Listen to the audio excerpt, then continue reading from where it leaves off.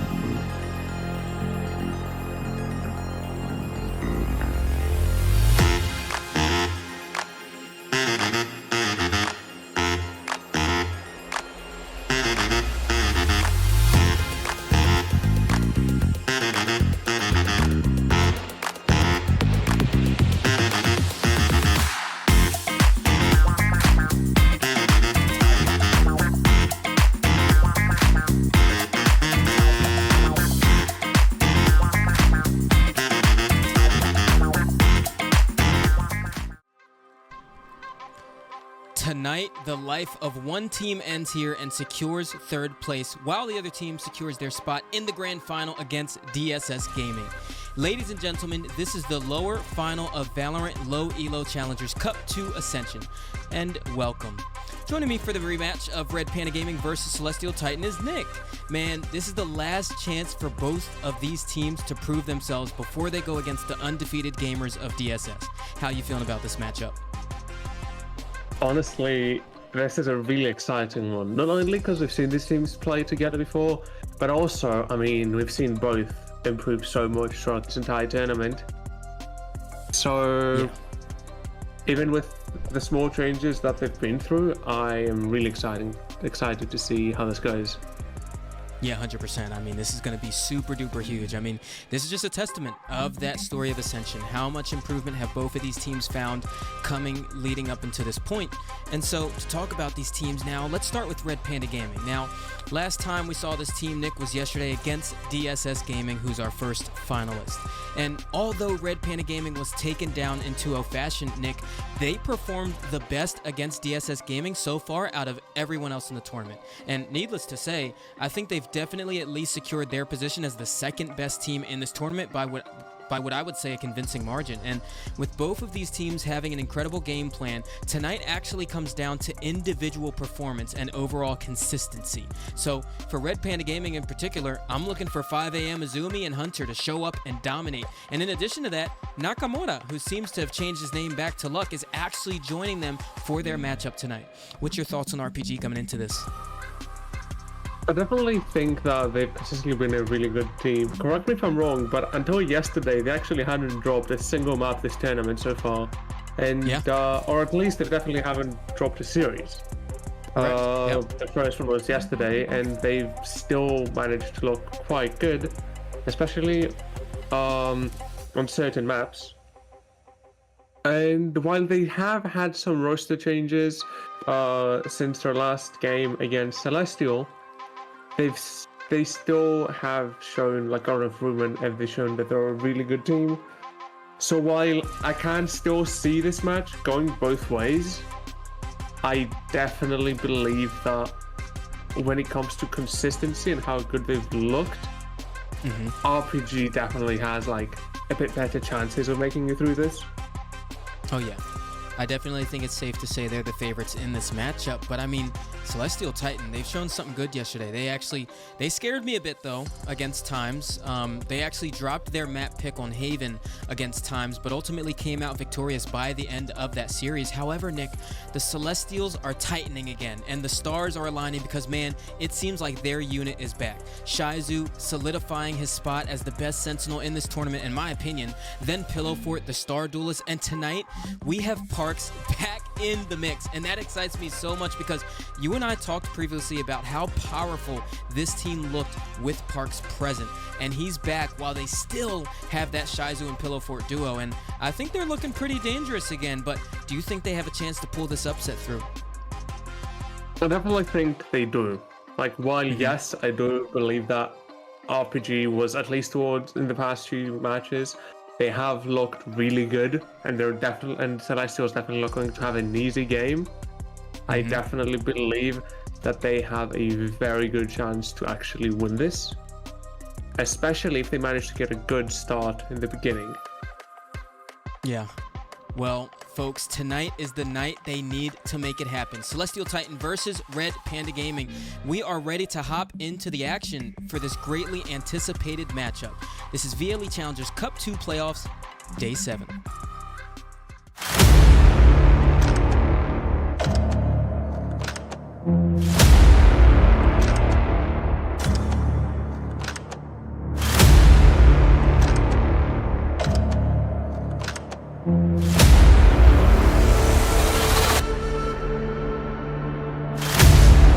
In the world of competition, adrenaline is high, and you must do or die. Break through the fear when the end is near, and face your fight or flight.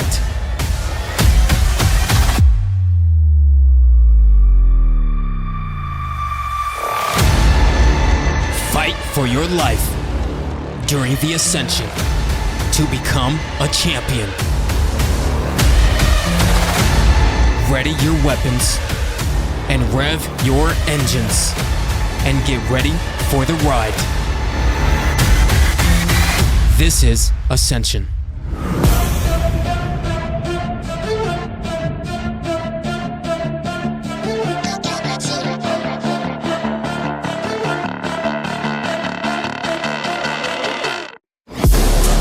Inside of me, you better watch out if your enemies are rolled ahead of full prophecy to be the greatest beast the world has ever seen. I feed him every day like the bones clean. I feed him all the hate and he grows me, and he gets real big, pissed off quick. And if you cross him, you might drop dead. Metaphorically, of course, settling the score, never getting bored. Loves of blood and gold, always wanting more. Freedom from the source, they don't really listen until they feel the force of blood in. If you start shit, you be hard lived in the darkness. Torn apart quick, you left scars ripped, you be chewed up and discarded. And this world ain't right, won't accept it. Negative energy, I expect it. Once it's in your mind, it's infectious. So fight for your life and reject it. You better give me space, I'm protective. My adrenaline spikes when I'm threatened. And if you stay in my way, I'm aggressive. Cause when there's no exit, I'll kill when I'm desperate.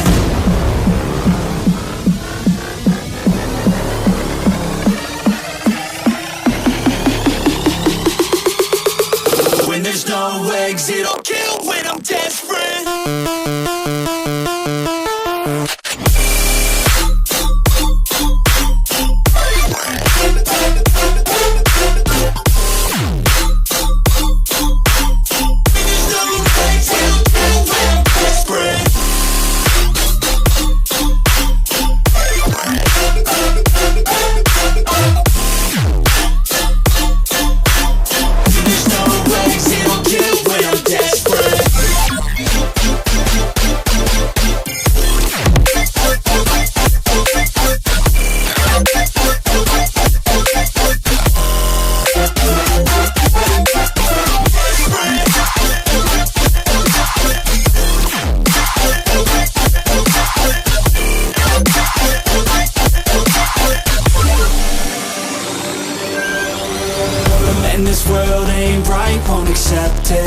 Negative energy, I expect it. Once it's in your mind, it's infectious. So fight for your life and reject it.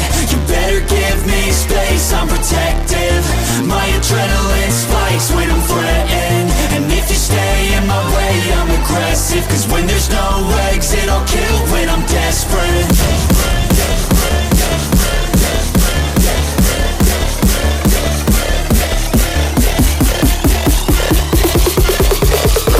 There's no exit, I'll kill when I'm desperate.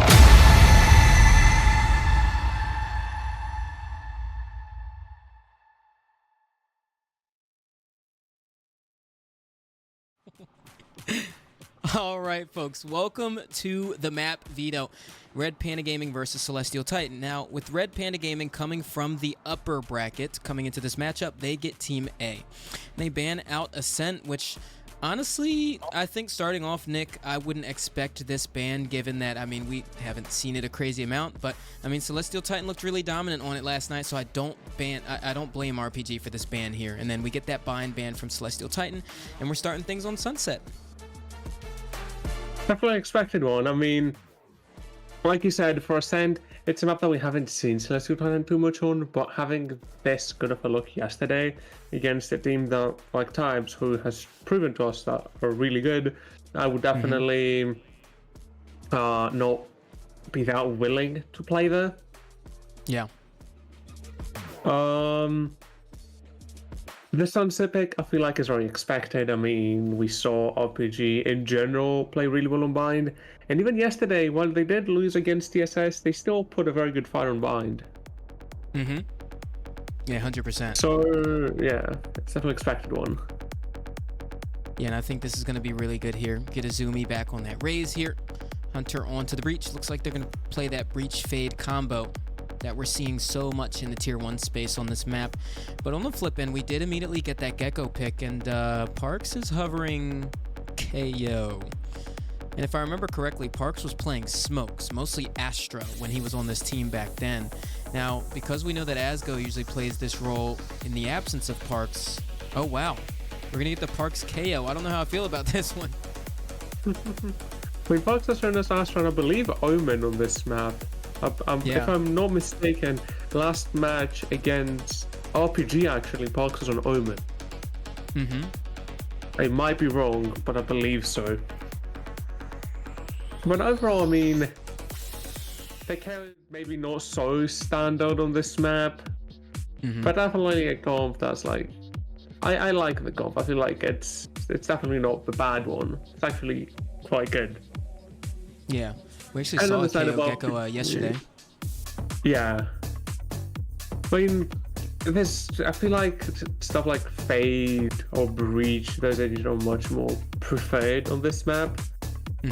But KO is definitely also one that's not bad. Yeah. On yesterday's cast, Dalia made a really good point in talking about that KO is, I mean, Cypher doesn't really dominate this map the way that he used to with the changes that came through, so I don't think the KO is necessarily needed when it comes to that, but I mean, at the same time, we saw like other really good uses from the KO. I mean, that 0 point was shutting down every single like blitz that defenders wanted to do, right? And then on the flip end, it was shutting down any fast like early takes like from attackers as well. So I definitely feel like there's still really good uses for that KO in terms of shutting down like a Neon on the map, but we see no Neons here, so I mean, yeah, I definitely think it's not necessarily needed, but if Parks is comfortable on it, why not? Absolutely. I mean, again, like you said, I feel like with the sunset changes, KO became a significantly less picked agent, specifically because Cypher is not as dominant. So before, you'd want the KO to just, stop the Cypher when you're attacking. But now it's like, it's definitely not as common of a pick.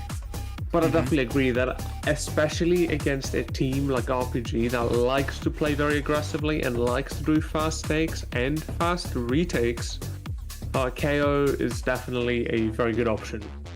Yeah. 100%.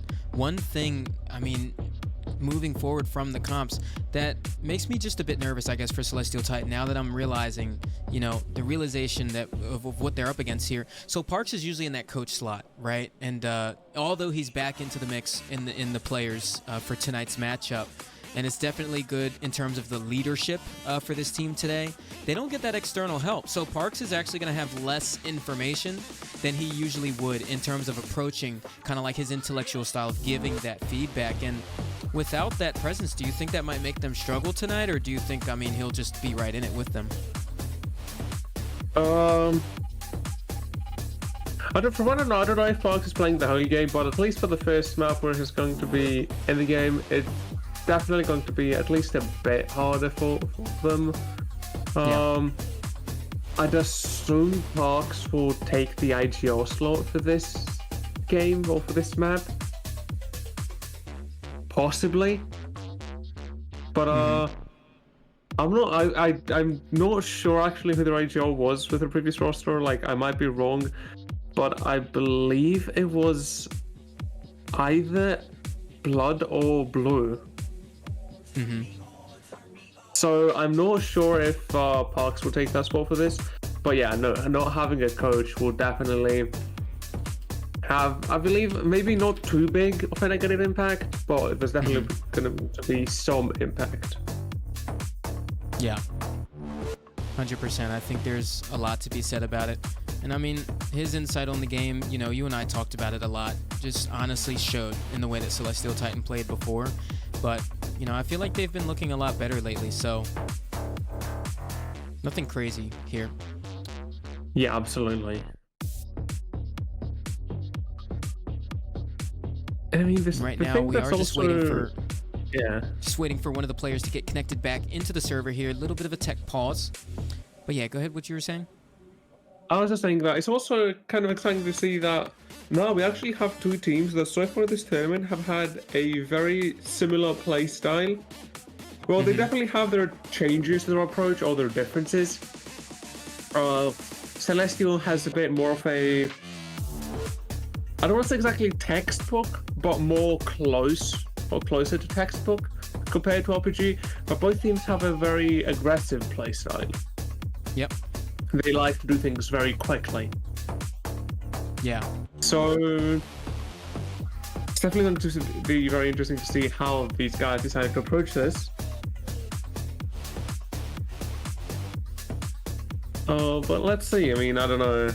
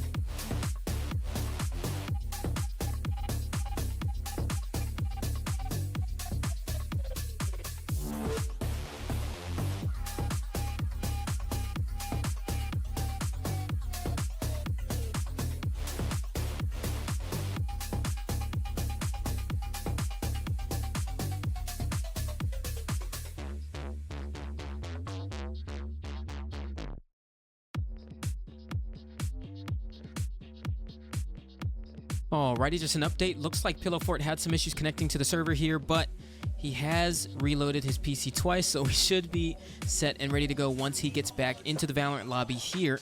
And we'll get this match right on underway. Now, Nick, one thing I wanted to talk about before we hop right back into this is we didn't get the neon on either side, and we've seen a ton of neon played in this tournament so far. Why do you think both these teams might be shying away from it?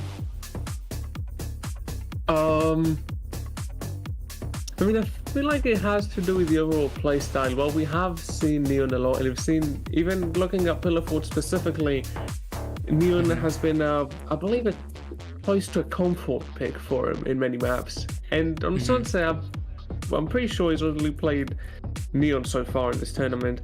So I believe that, first of all, it definitely has to do with what we talked about yesterday, which is the changes teams are going to be making going into these games. Yep. Like late into this tournament, teams are going to want to show different comps and just different, maybe even play styles than what we've seen so far. So I definitely think that at least partly it has to do with that. I mean, also, Raze is a duelist that is very strong on this map. Like, for the longest time, or actually for as long as I remember on this map, or at least since the Neon buffs, the main question when it came to what duelists play was between Raze and Neon. And then even more so with the map changes that would go on Sunset when they changed B and the mid side of the map.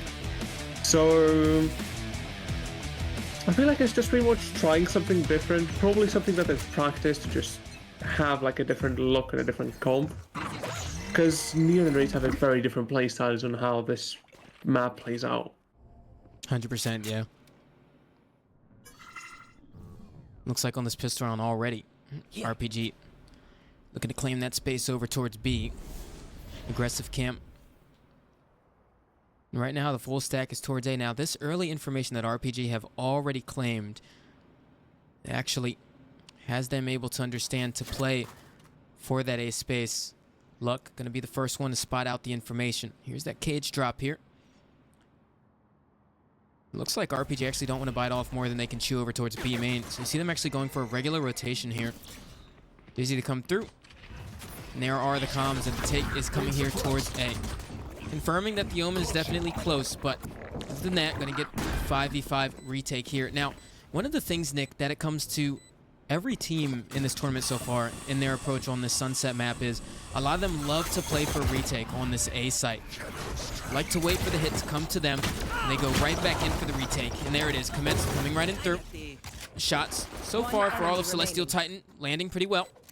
Does leave Ghosty in the 1v2 here. Pink shells to go back, sight. Just momentarily denying him off of there. Lil Bro gonna take his attention away for just a second. Does get a dink before he takes it down, but I mean, he's gonna have to get half here to give himself a chance into this one.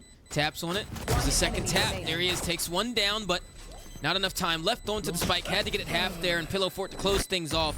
And that is the pistol for Celestial Titan. I mean, as you said, many teams like to play retake towards A, and I feel like that's very understandable. A is a site that is actually very hard to defend, at least when it comes to holding down the actual site. And I mean, on the attack side, maybe you have a play towards elbow, maybe you have one towards a main, but like, you don't have too many options. With the Omen, that's slightly different, because I guess you have the elevations, you can play a bit different, but it's still really hard to hold, so retakes is definitely the way to go. And I mean, even for a round that was a 4v2, they actually got rather close. Yeah. And I mean, this round as well, there's a lot of really good shots from Snickerdoodle here. What in the world has just happened? Right when you thought you've seen it all. Going for the shots here, and they're not able to land at first, but Snickerdoodle doing really good work with the Sheriff there. I mean, I wasn't expecting that at all. Honestly, I thought the round was pretty much over as we're talking there, seeing Celestial get those first 2 picks. The Snickerdoodle got 3 headshots with the Sheriff, one after the other. And I mean, what a round. Yeah. It's such a rough one for Celestial, because I mean, look at RPG now. They're playing 4 rifles plus a safe Bulldog against 4 Sheriffs and a Classic.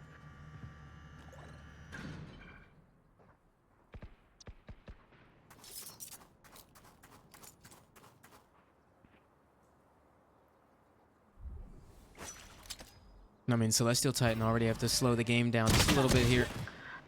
Scratching their head after that crazy round. And I mean, there's Snickerdoodle again with our first pick.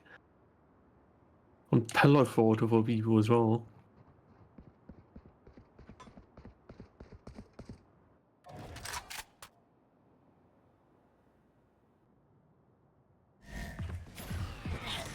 Take over here towards B. One way, good for the stall here. Still able to get out onto the site, but can actually find the damage with the Sheriffs here. Actually work out in their favor, but Blood is able to get that first shot towards back site. Recovers a Vandal in the process. He's going to be able to take that main, but dark cover does dissipate. Forces things a bit awkward there. And right now we do have Shizu on that lurk, but he's going to have to speed up just a little bit here. First tap onto the spike comes through. And that's Shizu's cue to go a little bit faster onto this. But he's able to recover. The Vandal there. Picks it up a bit too late. And Shizu on the flank. Gets spotted out by Izumi. Goes down in Boba. And RPG going for the defuse. And I mean, definitely not a bad round coming in for Celestial. Getting 2 picks here, because they only had pistols against 5 rifles. It is a quite good scenario. But, yeah, there are definitely a few things there. I mean, it just feels like a few things were a bit like there was like some slight miscommunication with Blood trying to go back. I'm assuming he was trying to give the rifle to his team since he was low HP, but he got caught out in the open. Now. And then with the late lurk, I believe that's actually luck that barely spotted Shizu when he got off Spike.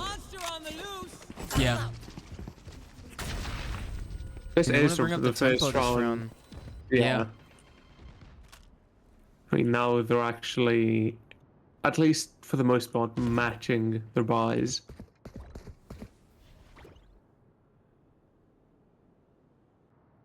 Gonna recollect the Thrash there. Gives them a second chance at this side hit, but the Prowler re-clear through. So far, RPG, a pretty dynamic game here, but Pillow Fort into the angle. Dizzy is actually good for it. That opening Blood. Celestial Titan so far making good of what they have in the arsenal here. I mean, it's exactly the way you want the beginning of that round to go for you. Now they're grouped up towards A. I feel like they're so good at playing that trade game, and I mean, they're playing to that strength so far here. No one left behind. And Thrash in the hands of Blood once again. Wants to go for the re-hit over here towards A. Dark cover. Going to confirm things into this one. Thrash jumping, hopping right around the site, confirming there is no one left to be found, but I think he spotted that raise in the smoke there. See Pillow Fort trying to go for that spam. Uzumi still playing in it. Windman for that spike plant. Mosh pit, but Izumi actually still gets a pick right off the back of that. And even the blast pack to get him out of dodge, but I mean, they're coming in before the spike can even be planted. I mean, this round is a complete blunder by Celestial Titan. They had the full site control, and there was just so much hesitation in getting through there.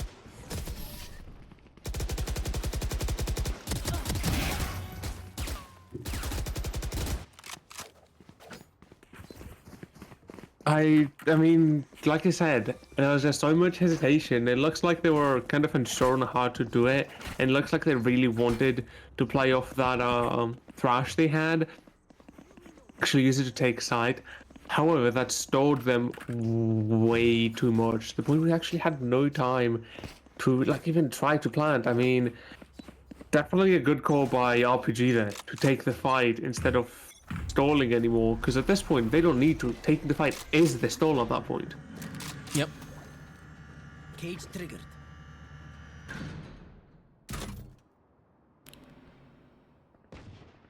This time, once again, slower approach here. Now, notice a lot of these rounds, Nick, Parks is actually lurking a bit on this KO pick. Not entirely sure how I feel about that.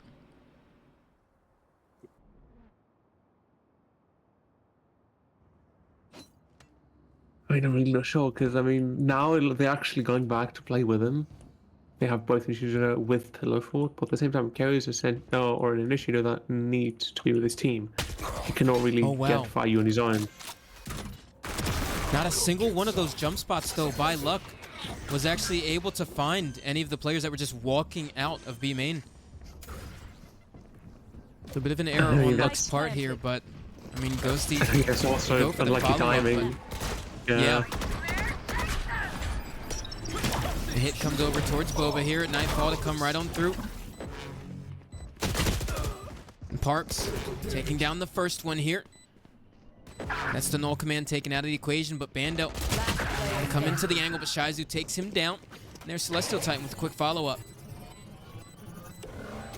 I mean, when it came down to like small things like that jump peak, that was, I mean, that's timing at its unlucky timing at its finest.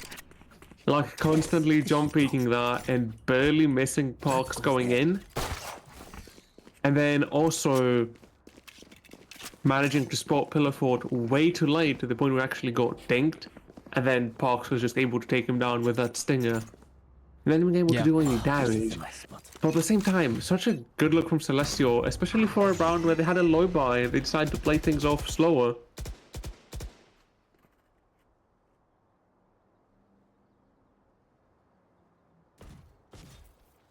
Snickerdoodle has just walked up mid for free. Completely uncontested. There. No one anywhere to be found. I mean, part of the assumption this round from RPG is probably going to be wherever the presence is shown is probably where they're at. They're in a very thin default. Not a single person is towards mid. They don't even know that that's a possibility right now. Down A. I mean, this style from RPG right now is so quietly aggressive that it's just working.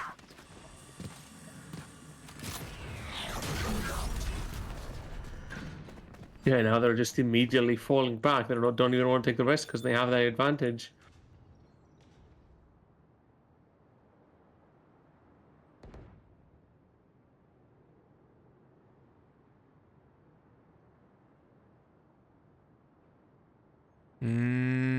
Blood.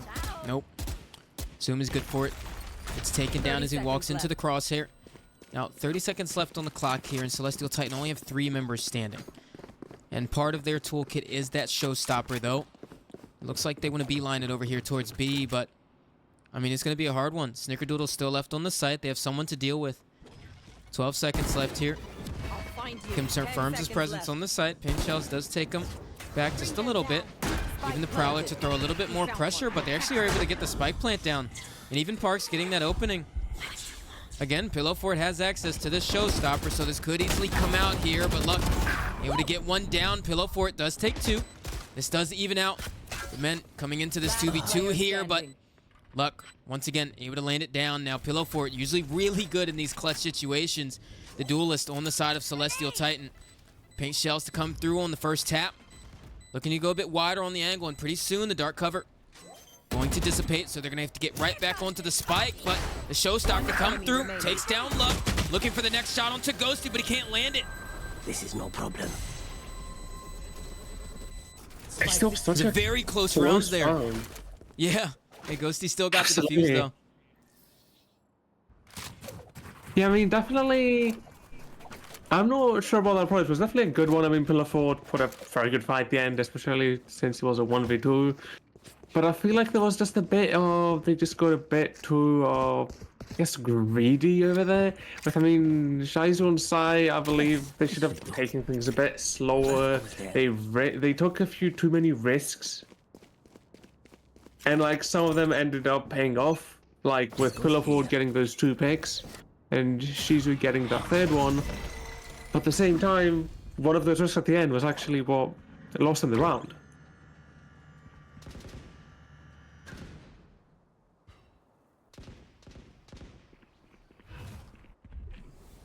I mean, Celestial Titan loved this mid control. And it's funny because last round, not having this is actually exactly what punished them.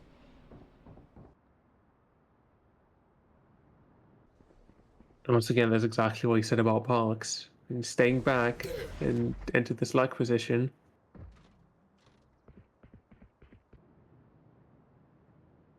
I mean, this is a little peculiar to me because, I mean, Shaizu has proven to be an incredible lurker. And I know that Parks was kind of used to that in his style of gameplay, but I feel like it kind of limits the impact that Shaizu's able to get. Because we've seen him very impactful in these lurks. We did a lot of Cypher v Cypher comparisons yesterday in their matchup versus Times. And I mean, that's exactly where Shaizu shined. Does take down Hunter though. Head of the retake here. 4v3 left standing. Shaizu getting another one coming into it, but the opposing Cypher actually able to take down Pillow Fort. It's honestly a pivotal piece of the equation, but that dark cover actually gonna make it a bit dangerous for the planter here, but Asgo almost gets punished off that shrouded step. They run right into the site, but it's a bit of a raining bullet fire there onto the player from back sight. I mean, they had the pieces of the puzzle there, Nick, but once again, I mean, that dark cover was a spanner in the works. Absolutely. And like you said, I'm questioning what's going through Celestial Titan's mind right now, because like you said, Parks is someone who has had a lot of impact before in games with the lurks. But at the same time, now he's an agent that does not often lurk. And if anything, they're missing out on so much possible impact with KOs due to. On the other hand, they have a Cypher who's an agent that on the attack side, other than the trips, the rest of his toolkit the main info gathered by it is something that can be placed before the round starts. Yeah. So during the round, he can go ahead and lag, and that's what's often seen on this map. And then Shizu being the one on it as well, someone who often played Duelist for the most part of this tournament, and has shown us that mechanically he's a very good player, is a bit of an interesting approach. And I mean, as I say that, that's exactly what they tried to do, but she's take that early fight. Yeah. I mean, I guess what I do like is that 0 point, you know, finds out if there's any funny business B, and then you have the Dizzy top mid to see if they're trying to push for mid, but I mean, still, hasn't worked out in their favor too much thus far with the score line that we're seeing. Nonetheless, they go in for the retake here. Showstopper gonna get popped out by Izumi. Not able to land it down though. 2 players coming right out of market. They're getting pinched here. Gonna have to go for a pick, and it's not enough. In blood. Takes one down for his troubles, but Hunter with a quick trade, and there's the defuse to come out for RPG. 6-2 here, and they're really clinging on to this lead. And definitely one that needs to stop. I mean, if I was the last row now, I'm looking for a way to stop this. Because, I mean, RPG is starting to get a bit too far ahead. And while, yes, this is their map pick, this is a map that RPG has been really good at, this is still the first map, which pretty much determines the momentum RPG is going to have into the rest of the series as well. So, well, yes, many people would say, like, okay, it's fine if we lose this, we still have our map pick and all that. They still have to at least put up a good fight.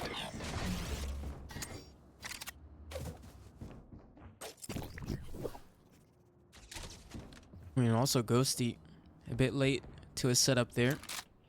Struggling with the utility, but Thresh is ready, locked, and loaded to go here. I mean, this is a round where they're going to invest this ultimate. I mean, this is a really good ult on this map.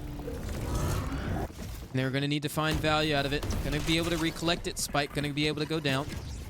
And I mean, presumably, this is a round, Nick, where I'm thinking, if I'm Celestial Titan here, I want to take space towards Boba or mark it with this Thrash as it's getting ready to come up. But no, they just hop right off onto the site. Prowler gonna go for the information there. Now, Asgo with the Shrouded Step towards top box could actually really assist well into this fight. Definitely think they've got some good pieces here in the puzzle, but the Thrash goes right on through. I mean, that's what makes it so hard to play it this way. Thrash gets shot out by the entire team. More and more taps coming onto the spike. No one shooting at the haunt at all. They all get spammed right through the dark cover. And once again, everyone on Celestial Titan faltering over the smallest details. I mean, that was definitely like unlucky, but also at the same time, it's like they went for the old way to play this map, playing towards B main and just trying to get that spam. But that's something that I don't feel like is as viable anymore. Like, I think having everyone be main is actually something that is really bad on this map now, actually. Because, I mean, look at that. You have, just looking straight to be main from side, you have a much tightest area for you to play and spam through. You do not have that protection of the box in the middle. And at the same time, the defenders just have so much more space to play with. Yeah. Like, yes, you can play for that, but you have to have that person towards side, or at least a few, to be that thorn in the back. Yep. Because that thorn is actually what gives you that initial stall. And I feel like that's a huge layer Celestial Titan are missing in their attack post plants right now. And also, Nick, that round, I mean, they were able to recover the Thresh. I'm surprised they didn't try to take market or Boba space. Like, it's those decisions that we're used to Celestial Titan being able to make. But, I mean, with Parks back in the mix, it confuses me how they're not able to do that. This is a nice spot. Absolutely. I mean, I don't know, because, like, again, I feel like they decided to use Thrash to play post plant and stall, which, I mean, yes, is definitely a good play in general. But I mean, in a situation like this, where there's still many players alive on RPG style, I do not necessarily think that's good. Not only because it's very easily breakable, but just because you need the space. You cannot let them do as they wish. And that's exactly what Celestial did there. And I feel like RPG are just forcing them into such awkward positions every single round. That triple flank that was coming through, I mean, this is so hard to manage. And you see Blood just desperately running through the one-way there as well. I mean, where has it all gone wrong? Celestial Titan not looking like themselves right now, but a couple fights going their way. Able to recover some kills there. Asgo actually grabs 2. Does leave Ghosty down to 32 HP, but Hunter, he's still full. He's got 2 flash points in hand. Phantom to work with, but trying to go for the spike. Almost actually gets taken down there as Shizu, but he's going to plant for safety here. Regen shield's going to reload there, and Ghosty comes out onto the site. I mean, 1v3 could make it happen here, but I mean, if you're Celestial Titan, I mean, you got to pinch every single round that you can get here. And this is one that you don't want to falter over. Ghosty coming into the site now, sees the jump spot, but Pillow Fort so close, but he actually gets the timing, able to get the flick, and that's a 3rd round conversion for Celestial Titan. I mean, and they very much needed one.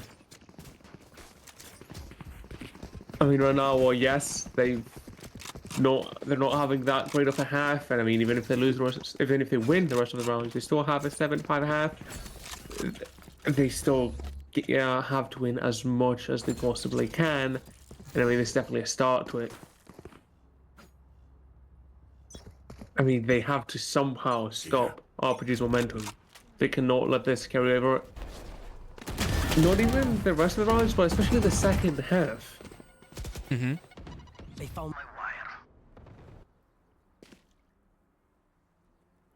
I mean, they got to get scrappy too. I mean, they're giving RPG so much space every time. I feel like whenever they have those like A stacks, you just see RPG just walking up tiles, or whenever they're over towards B, tiles again for RPG. It's just like every single time they're just looking for something to fight. And I feel like that's one of the biggest strong suits about RPG and what makes them so good is that they play around the map so dynamic that it keeps you questioning, what else do I got to re-clear? If we're stacked up over towards B, I'm wondering who is it walking behind me right now towards A. And it's just Izumi. That's exactly what we were just talking about. Just goes right into the angle, gets a pick, and gets out. And they're always so good at those fights.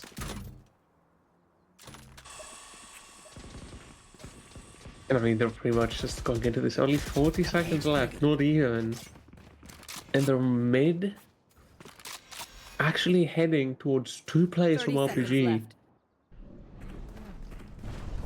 Which is soon to become 3. I mean, they got to get past this here. They use the utility to get through, but again, it's this hesitation that we're seeing right now. That over time, it gets frustrating. 10 seconds left. Pillow Fort gonna have to be the one. Actually protect him on this plant here, but quick peek coming out from Luck towards the site, but Hunter actually with the backstab onto Pillow Fort and the defuse to come through. I mean, right now, the entire game plan from Celestial Titan looks so hesitant. And I'm not entirely sure where that hesitance is coming from, whether they're scared of what RPG is going to fight, or whether the protocols don't feel as drilled today as usual, but that's the biggest elephant in the room for me. Absolutely. And you know something I've noticed that RPG has been doing that I'm really surprised Celestial hasn't caught on yet? If you pay attention to the way they play, RPG plays very heavily for some early info. And if they haven't gotten info somewhere for like the first, even like not even like 5 seconds, they immediately proceed to take that space. Which is a huge risk, because it's something they can really easily fake out and set up a trap against. But Celestial just seems to not have caught on to that and just keeps giving RPG so much space and room to have unexpected angles. And then they just keep getting those first picks. And I mean, they look at exactly that. While they've not taken too much space, we already have Izumi playing more aggressively towards A and making sure nobody's there. Yep. So which is exactly what Celestial's trying to do here. Or at least for the most part. Flashing right through the dark cover, pushes into it. See Parks taking down Snickerdoodle. That's a really good pick to work with, but actually want to back out of that. Actually was a bit of a bait fight, but still, RPG have a big group going on here, and there it is. Null command coming through from Parks, pushing right into it. Only Classic in hand. Gonna go ahead and let the weapon go to one of his teammates, but Hunter actually taking one down as they try to funnel through market here, as go to follow up onto Izumi from that backstab. And I mean, that was a layer they were missing before. Shizu moving towards backside. I mean, he's positioned to get both of these. Actually takes him down ahead of the Rolling Thunder. And Luck able to get a quick trade. Pillow Fort with the showstopper popped. It's a bit hesitant here. He's just playing the long game, but Luck actually was able to get the kills. And Pillow Fort, nothing found off the back of the showstopper. Only a Boombot 4 bullets left in the chamber. Luck down the HP. Bullets down to 2. Has to go for the reload, but Luck, with 4 on the round, able to clutch things off in the last round of the half for RPG. I mean, what a run from Luck there. I mean, that was a pretty unwinnable situation with the showstopper 4v2 having to go into a retake. I mean, just this series of, I don't want to say unlucky, because it was definitely played really well by RPG there, but just a series of unfortunate events for Celestial. I mean, a 9-3 half is just, well, the main problem I'm seeing right now is that so far RPG tends to do really good on their attack half, especially on this map. And that's exactly what we saw yesterday as well. Yesterday's game against TSS, RPG was actually winning their attack half.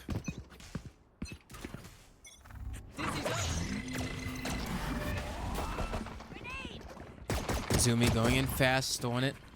Although the Dizzy lands onto him. Asgo dealing with a lot of pressure there. Actually going to come off of the site. Aftershock, Force Blood out of position. Frenzy. Looks like he's trying to land with it. His counterpart there does actually get taken down on the site. It only leaves Celestial Titan with 3 members here to do the damage, but it is even here. Flash comes through from Park. Shots not able to land, though. Paranoia takes Asgo out of a position to trade, actually. And Shizu's actually one that's got the tall task, but Hunter with a bit of a self-flash there. Actually goes down, pushing right through the smoke there, and Shizu, the crossfire placement looks really good, and there it is. 3 on the round. Clutches out the pistol for Celestial Titan. Get a very needed round as well. I mean, just a good start to the attack half. Hopefully for them, with a win on their bye round, especially after how it went last half with mid push from RPG. But at the same time, seeing how RPG decided to play yesterday, I would not be surprised if we see a force from them. I don't think we will, but at the same time, I wouldn't be surprised if they decide to try that out.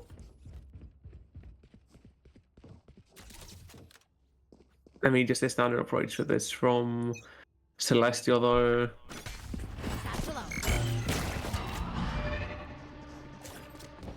And once again, they want to come into the space. I mean, Asgo has been really risky about that timing almost every time so far. I mean, I know they want to play off the site, but this escape plan over time's got to be fleshed out there with Mosh Pit just to cause a little bit of pressure there, and they've managed it well. A great way to recover out of that positioning there. Snickerdoodle finding himself in secret, but I mean, the position probably going to get cleared out at this point. Too many people have died there. Or maybe not. Doesn't get cleared out, but Pillow Fort does get the collet there with the Marshall. Shizu able to take one down. I mean, that's good for Celestial Titan in their eco. Keeping 5 alive there. I mean, absolutely. For them, it's currently best case scenario. They get hold of to maybe not like the best guns, not the ideal guns to go into a bonus round, but definitely a really good round. I mean, keeping 5 alive. They have 2 Stingers, they have a Bulldog, they have that Marshall, which Pillowford actually did really well with. And with that 1 rifle on Shizu against RPG's buy round. A good start to the half, but I mean, this is a round which is going to determine a lot. Because if Celestial managed to win this, they were actually coming back really dominantly into this half. Yeah.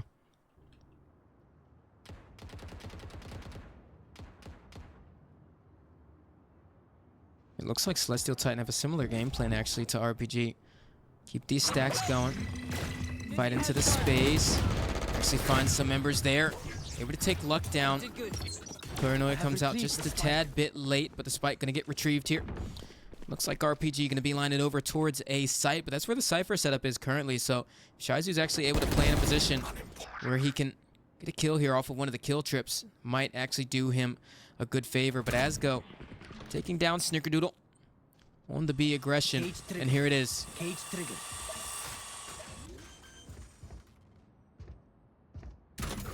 Spike planted. Camera taken. He's actually gonna play it safe. Looks like they want to flash into this one. Goes right into the angle, but gets flicked out of it. Zumi punishing him.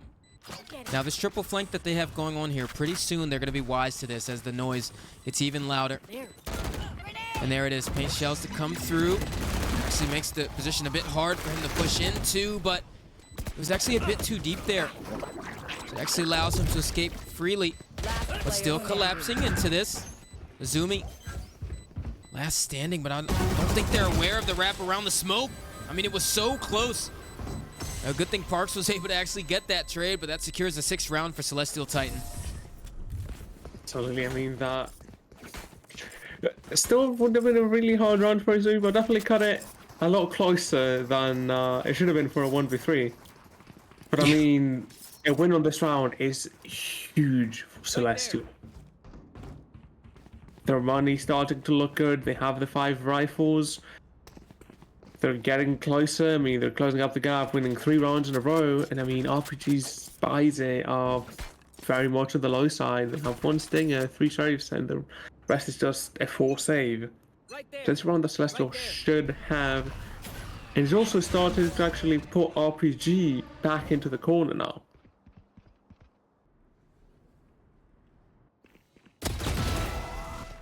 Okay. Parks. Still leading Snickerdoodle there. Right at the beginning of the round. Bit of a run and gun. He's actually just regrouped towards B main. Flashed right in. I mean, this is such a different Parks. He doesn't get to make plays like this on controller, so I definitely commend him for having a bit of a fun with it. But actually, the mosh pit, as well as the paint shells, forced him out of that mid position. Gets taken down. A bit of a nice micro moment there from Pillow Fort and the Gecko on the side of Celestial Titan. Here's a save round for RPG, so the round panning out the way as expected, but I mean, still damage on the cards that RPG can do. And I mean, for them, it's something that they actually need, because they cannot risk letting Celestial Titan's eco get too far ahead, because so far it's actually looking quite good for them. So I mean, any pick is just really good for them.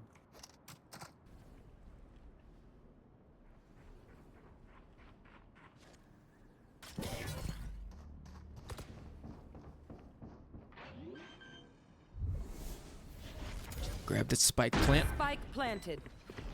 Remember, you see how careful Celestial Titan actually wants to take this. Moving right in together. No stone left unturned. Pillow Fort right into the site. Traded out by Ghosty there, but Shizu with a quick trade. And Celestial Titan able to take things away that round. And there's number 7. And I mean, with 2 picks for RPG, he not a bad save round, considering they only had 1 non-pistol, which was that stinger on Izumi. Definitely not a bad round, but as I said towards the start of the last round, this is where Celestial actually has the big chance to put RPG back against the corner, because this is a round that RPG has to win.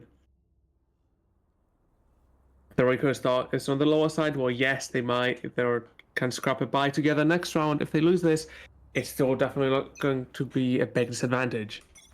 So this round that they actually have to win, or Celestial will have actually closed the game up and getting it way too close. I mean, they've won 4 rounds in a row so far this half.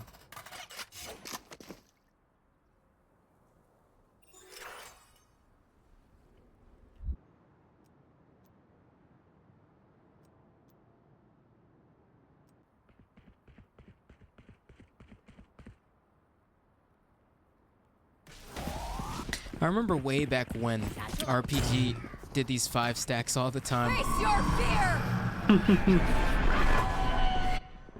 Marked 1. They're doing it again here. Now Pillow Fort actually pops that showstopper. Once again, we might get a nothing burger showstopper. Happens again, but luck onto the main angle. I mean, just goes for that fight dry. I mean, this man is just a demon in the server. Even the aftershock to follow up. Continuing to mitigate that angle, but the fragment does take luck out of the equation. They could safely slip into backside here. They try to do that, but luck actually throws the paranoia that completely puts a halt to that play. And Shizu trying to get a follow-up, but he cannot. And Asgo left by his lonesome to try to go for the clutch here, but Izumi quicker to the punch, and RPG able to get the 10th win on the board. So again, on a really important round as well. I mean, again, this was a round that they had to win, and they delivered. They did exactly. They played this almost perfectly, and they managed to keep quite a few people alive, which is also a really big part of it. I mean, both teams are back now on equal terms. Actually, with RPG's economy looking better now, which is a big change, but we do have that AWP coming from Pillar Fort this round, which could be really big.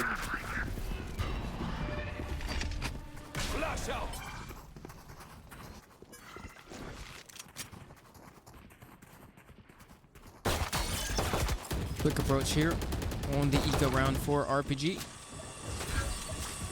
Come right into this one. Shizu looking for that spam here. Prowler to come through. Looks like they wanted to grab that CT positioning, but they're actually just trying to keep them at bay at the doorstep for just a second. Parks runs right in with the null command there, taken down pretty quickly into this one now. Pillow Fort's got an operator. It's usually really hard to retake with, especially coming into A, but Blood gonna opt to use the wingman over towards main. But I mean, as the bullets rain onto the site, all of RPG taking down the members of Celestial Titan, and that is it. All of them fall. 11th round win secured here.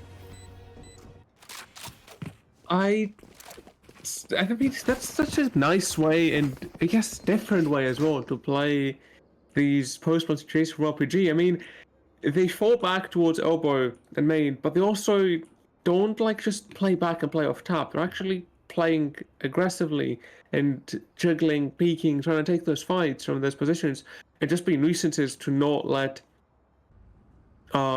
Celestial actually get into the retake. Well, they have one person fighting towards Link. I mean, that was definitely really important, because I mean, well, yes, Pillar Fort only had an op, so on the retake situation, it's really hard to use. Losing one there was quite bad for them, and even though they traded it out, they were in a really awkward position. And then with Parks falling, along with Shizu, who was trying to get towards side, it's just, there's only so much you can do.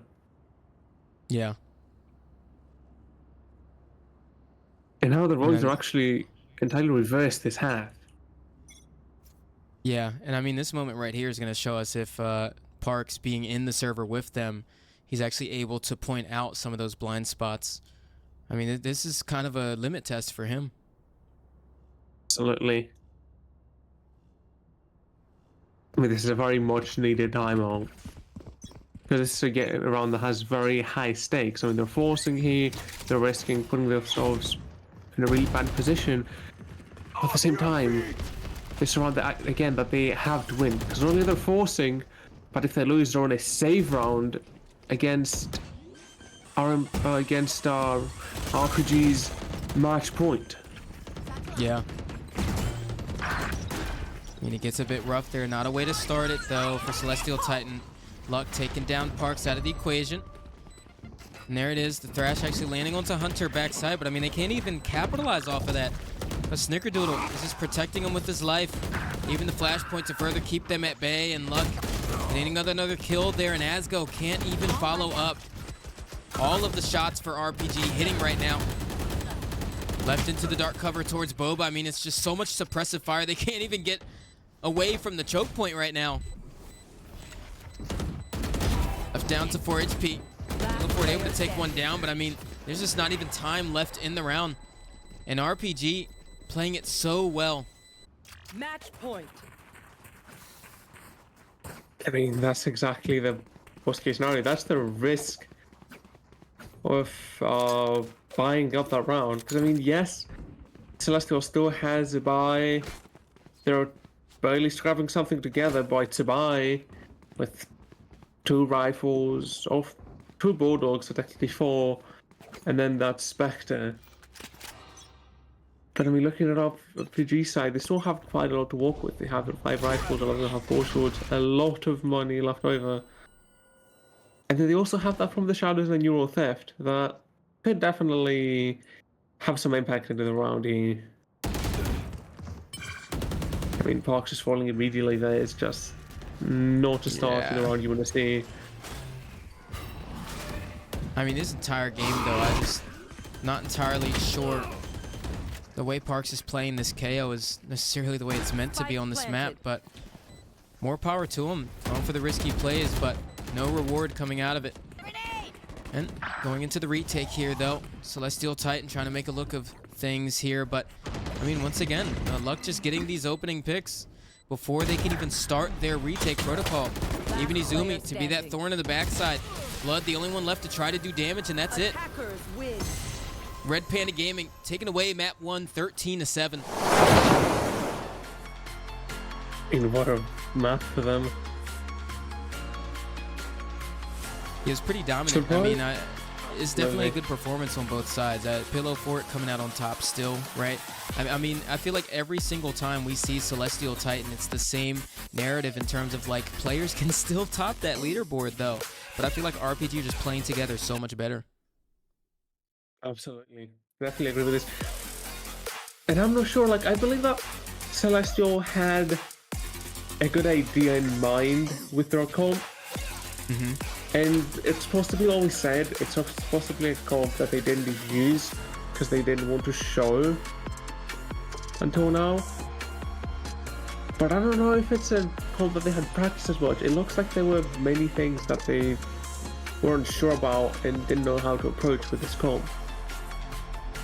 I mean, like you said, the way Parks was playing that KO was definitely very different than what I'd normally expect.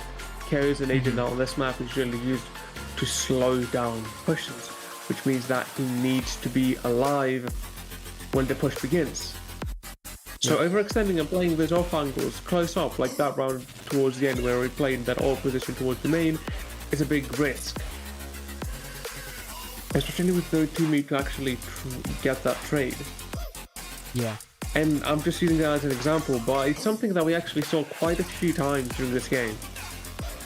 So, I don't know, I mean, I wasn't really convinced by this approach to this map and this comp.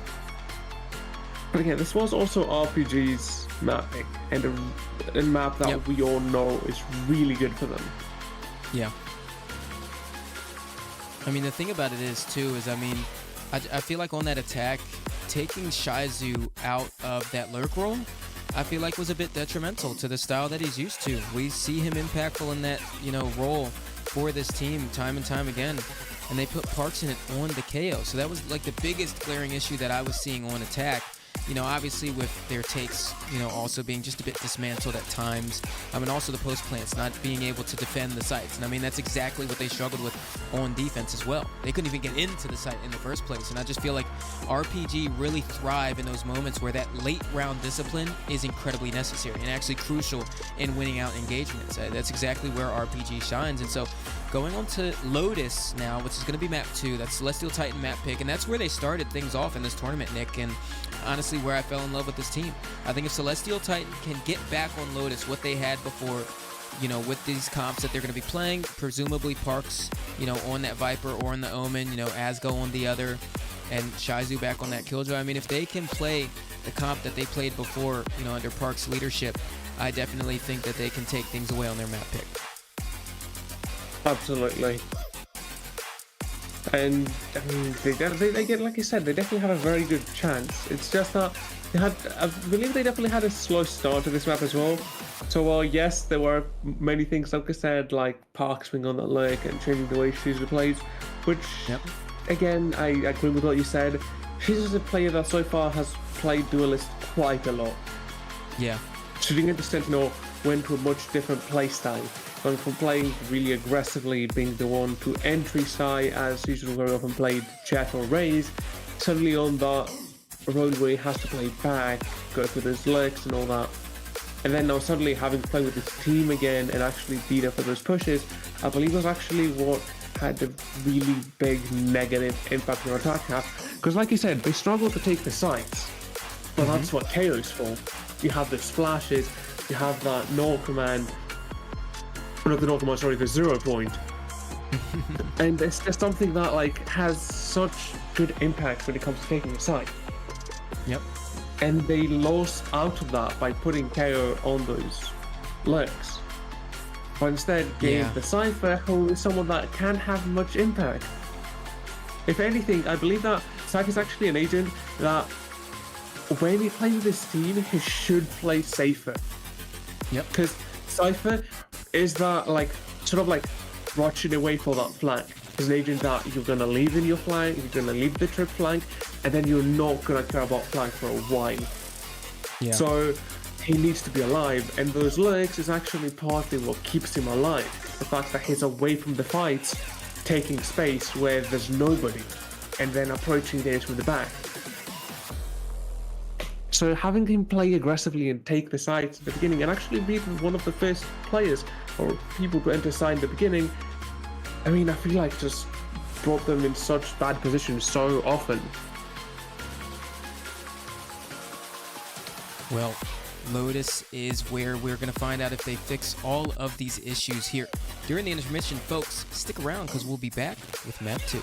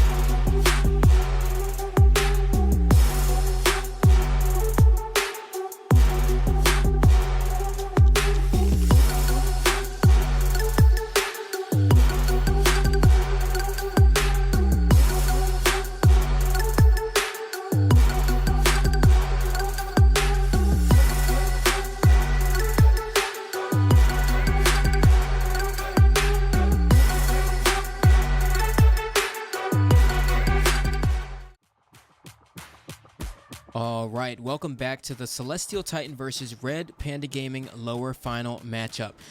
Red Panda Gaming taking their map pick of Sunset 13-7 and we're moving things to Lotus on Celestial Titan map pick. RPG starting on attack here.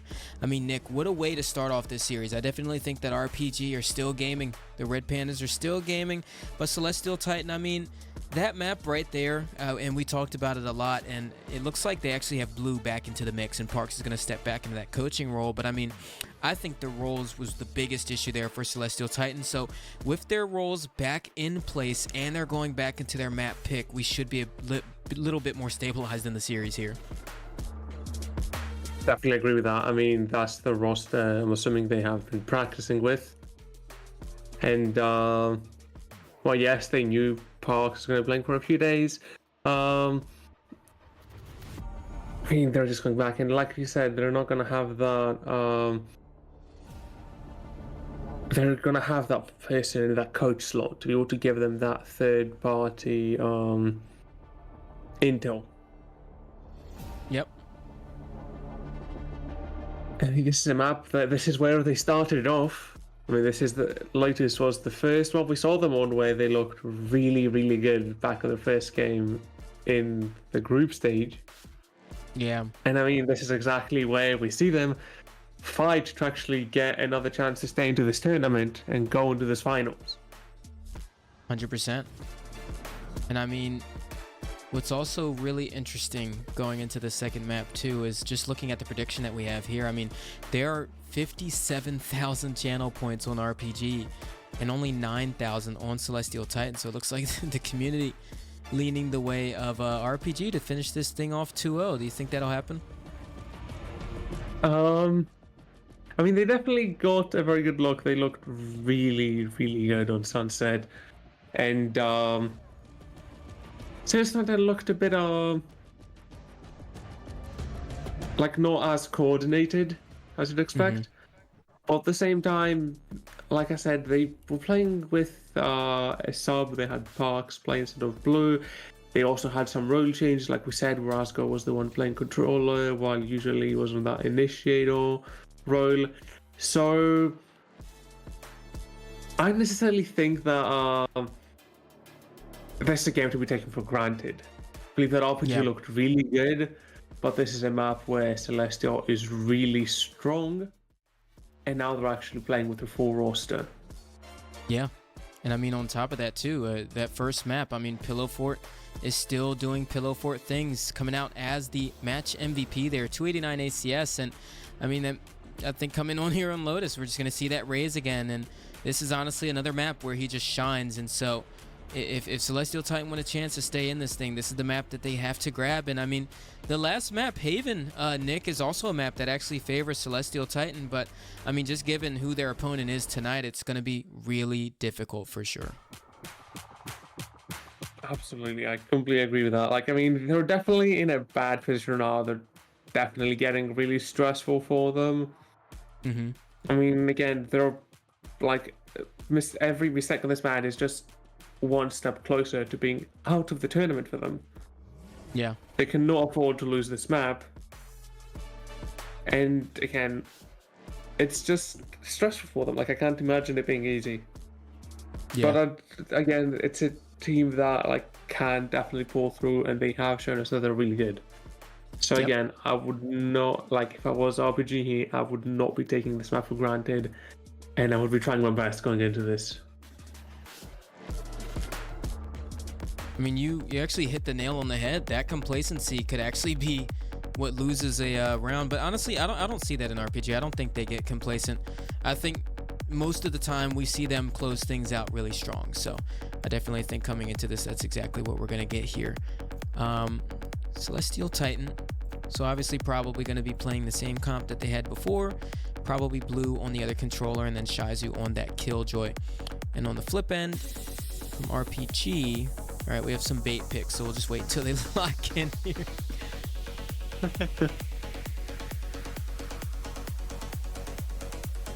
I mean, like you said, I feel like RPG is a team that, like, well, definitely they're a team to mess around a lot and have fun with it. They'll still always try their best in the games. Like they won't take unnecessary risks. Maybe like a round or two they'll do something that like you would normally like expect, but nothing that's like would say like, okay, you're going too far when it comes to messing around. Yep. Like the most I believe I've seen them do is maybe take a few more fights than necessary, but that's about it.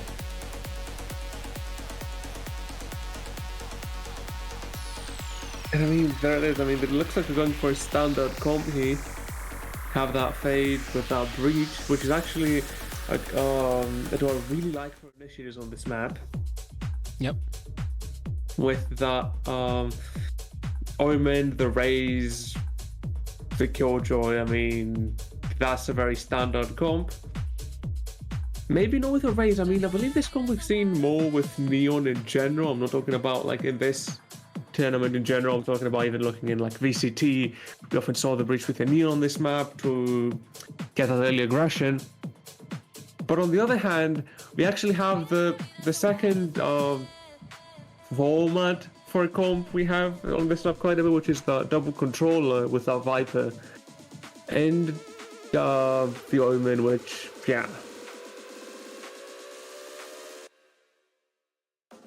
Yeah, I mean, this is, I definitely think between both of these comps, they both play to their styles really well. Obviously, what we got from Celestial Titan before is what we're getting again. And I love that RPG like to lean into that Fade Breach Raze combo. I think it really works to their style. Now, the thing that I'm really looking for here, Nick, because RPG are starting off on attack, I think we're going to get some really explosive rounds. Celestial Titan 100% need to match their tempo. One of the biggest things that a lot of teams falter going up against RPG is allowing them to control the tempo, allowing them to insert themselves and gain, you know, that mentality, right? That stronghold mentality on the map. Now, as long as Celestial Titan can try to match that tempo early on, they won't feel like they're on their back foot. And I definitely think with this being a comfortable map for them, I think it's more possible here than it was on Sunset. Absolutely. I completely agree with this. But there's some things that I'm just expecting to see from them, and like I hope to see from them against a team like RPG. Like, for example, looking towards the A side, it looks like actually going for that, but like that early REBL control, something you really need on this map, especially against a team that plays aggressively. And I'm hoping to see that. Or like that, maybe that passive approach towards B and C that we often see. Maybe if you don't get any info, you have the C player push out a bit. There's just a lot of standout things in this map that I want to say I'm hoping to see right now. But I mean, knowing that this is their map pick, I definitely say we can even expect that. Yeah.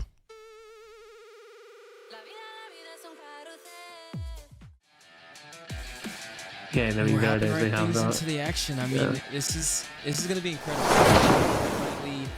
This is going to be a good map for Celestial Titan, but I mean, I feel like RPG can close it out easily 2-0 here if they just keep the gameplay that they had before. They're playing together really well right now.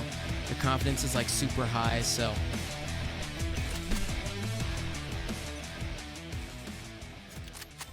Here we are, right into the pistol round here.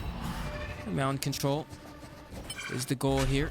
Looks like they actually want to see what the Sentinel setup is going to be on the C site, and they're just completely running out into the site. Not even worried about any nano swarms, no utility to come through, and they're just coming straight through. I mean, RPG just all over them right now, but Pillowfort able to take one down. Hunter with the quick trade, though. Asgo coming in to follow up here, and like I said, match the tempo. Shizu takes down Hunter as he tries to fade away from CT there. Blood moving right on in, but gets punished from the top box position. Snickerdoodle actually coming up huge on that position alone. And any success coming out of this round can be a sign to him, because I mean, wow, those 3 picks, huge coming into this. But Asgo still in the clutch situation here, can go for the win, but the plant actually a bit for Mound here, gonna make it really difficult. Snickerdoodle has done such a great job at stalling this position. And RPG still looking the same, just as dominant. And there's the pistol round. Snickerdoodle has been so good with those pistols so far this series. I mean, not only has it had huge impact on pistol rounds, but I mean, even in rounds where he had like that Sheriff, and like that second round on Sunset, it just looks so good with him. He coming into this round with 3 picks, and 3 really important ones at that, as they were at a disadvantage. And then he instead got his team a really big advantage.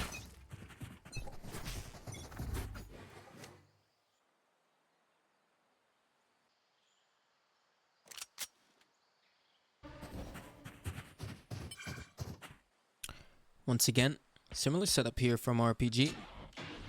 Looking to find out the early tendencies of Celestial Titan off this setup as well.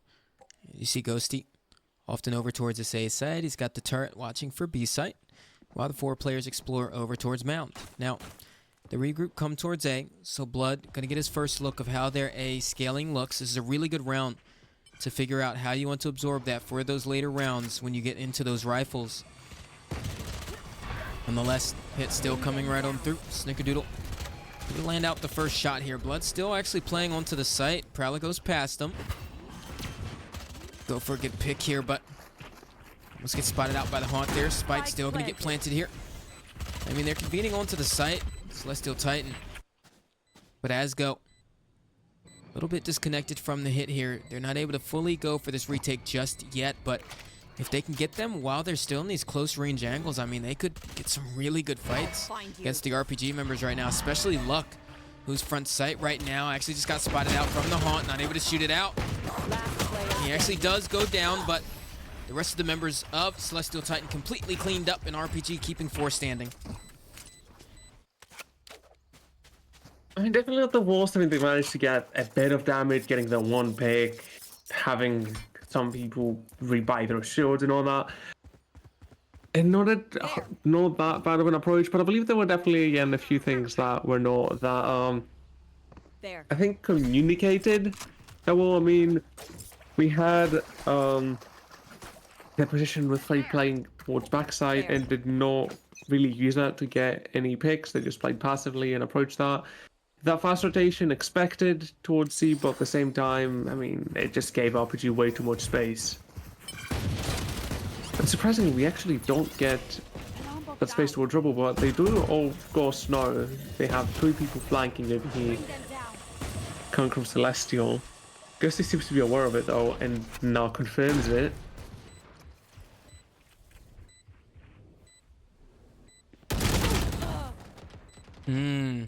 Pushing right through the dark cover there, though.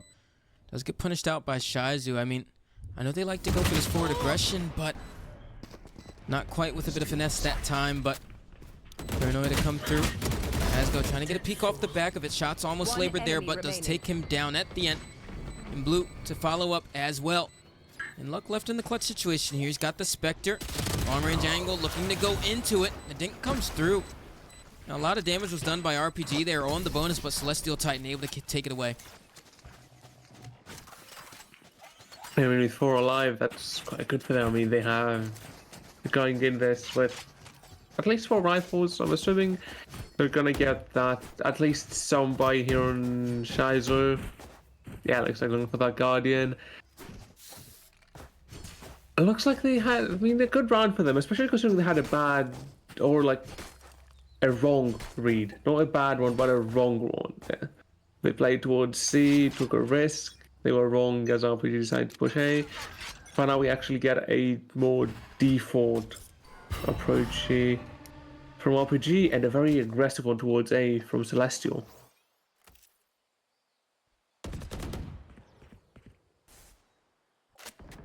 I mean, this time, look at this. Yeah, Celestial pushing into it, but look how aware Ghosty is, actually.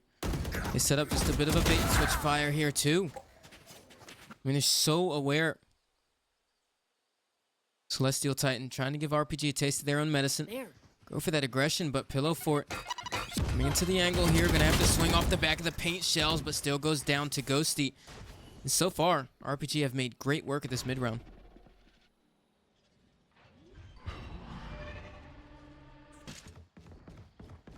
Spike planted. Finished. Turret out.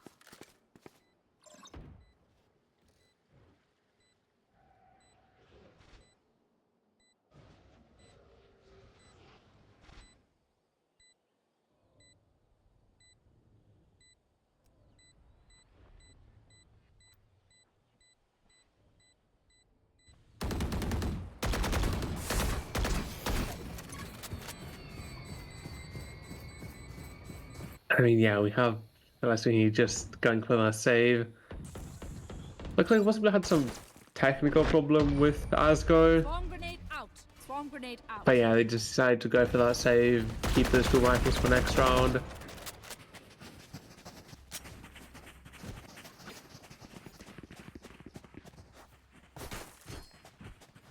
I mean, I don't know, like, what do you think about that push towards A lobby? Or towards even the attacker side spawn? I mean, I think it's a disadvantageous fight most of the time, only because you're just forced against long-range angles from the C guys that turn around and fight it anyway, or the B lurker can just like play comfortably around it. So I feel like it's a really hard fight to take, especially if you don't have a lot of information as well. But I mean, otherwise, I think it's good to at least try to take space like that. I mean, Celestial Titan haven't really been doing a lot of that this series. I feel like they've been really nervous to do that against RPG, so at least it's a valiant effort. I'll give it that. I agree with that. I definitely like the A space. Not so sure about the attacker spawn fight, but the fight towards Rubble, I mean, if, like I said, as the game began, this is a fight that I don't just think is good, it's a fight that I really want to see, because I believe it's really, really important for this map. But what's also more important than this is actually keeping the space once you take it.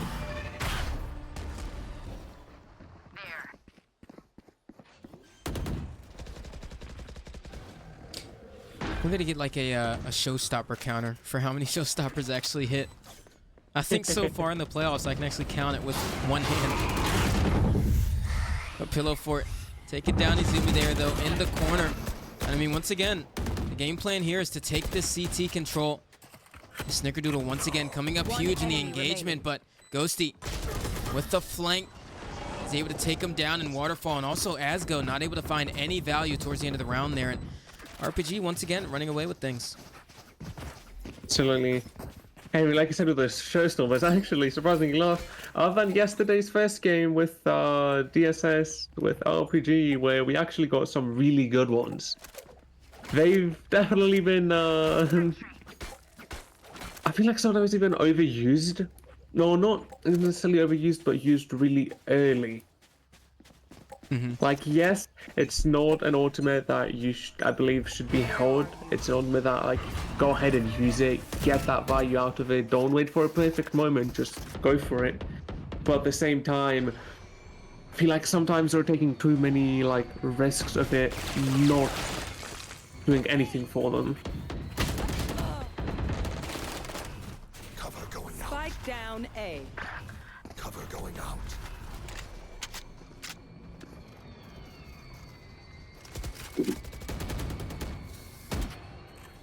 Spike here. And they've got the spike down, but Luck does have from the shadows, so they're gonna have to find out where the hit is coming. I mean, presumably over towards C here as the repositions come through. Looks like Asgo is gonna try to get ahead of this one as well. I mean, everyone from Celestial Titan actually gonna rendezvous here over towards C. Blue right through the dark cover. There it is, confirmed, coming right on through, but tries to slip his way through Waterfall a bit too early there. I mean, once again, it's so fragmented. Just a lack of discipline from Celestial Titan on the engagements. Asgo going right through CT, but paranoia once again taking him out of the equation, as Shizu can't even follow up too. And he had a weapon to do it.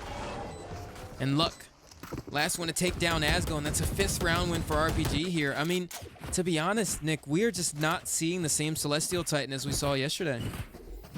Absolutely, and that is actually exactly what I was about to say now as well. Like we said in the beginning, Celestial Titan is a team that has had really, really good synergy. And I just haven't been seeing this so far this series. When you've been looking at that last round alone, so many ones taking for no reason, like peeking into multiple people or risking peeking into multiple people without your team being able to trade you. Celestial Titan, while yes, they like to take aggressive fights, they, at least in the past series they played, there's almost always been someone to get that trade and like make the risk more worth it. Because even if something goes wrong, they get that trade, they at least get some value back. But now they just constantly feels like take risks and then just can't make up for what happens if it goes wrong. Yeah. I mean, look at this lurk from Luck over towards B as well. And they're definitely going to have to clear this out pretty soon. And as they start to run away, the Pillow Fort just dies in the back of his head. I mean, at some point here, the Celestial Titan probably members getting frustrated with how the lack of synergy is actually playing to their biggest detriment right now. But nonetheless, retake's still gonna come through. Paranoia, Nightfall also invested. Shizu able to get one, but as I say that, 3 dropping. And RPG winning out every single gunfight. And just outclassing Celestial Titan from the micro all the way to the macro. Exactly, I mean, just getting immediately shot down by that. And I mean, that's just a very needed timeout. Well, yes, this is a map that I believe is definitely attack-sided, but with its latest changes, it's not as much as it used to be. And defenders definitely have like a chance. They have a lot to use. I believe this map is still attack-sided. I mean, in my opinion, any map that has 3 sides would need to, the actual sides will need to be really, really heavily defense-sided for it to be like towards a 50-50. Just 3 sides give so many options for the attackers and just so much space. So, well, yes, RPG might have the advantage on this half. It's definitely on a half that should have this far of a gap in the score. I'm just hoping to see some change here. I mean, they're taking this time, or they're taking the time to recollect themselves, get that intel from their coach now, which, unlike last map, they actually have Parks there. And they need to do something different. They need to do something that will actually walk out here and win them a few rounds.